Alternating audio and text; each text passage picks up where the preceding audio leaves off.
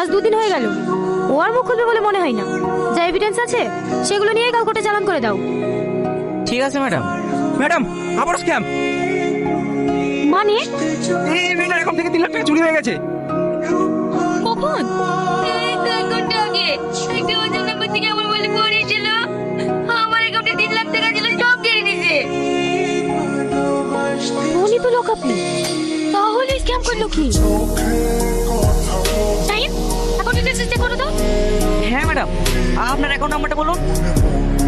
এই দেখে এইখানে লেখা আছে। হ্যালো, আপনাকে একটা অ্যাকাউন্ট নাম্বার পাঠালাম। এই অ্যাকাউন্ট থেকে 1 ঘন্টা আগে 3 লক্ষ টাকা ট্রান্সফার হয়েছে। যে অ্যাকাউন্টে ট্রান্সফার হয়েছে তার ডিটেলসে তাড়াতাড়ি পাঠান। Madam Tony. কি হয়েছে টনি? ও হসপিটাল থেকে ওষুধ তুলে দিয়েছিল, সব একসাথে খেয়ে ফেলেছে। ও মনে আর বাঁচবে না।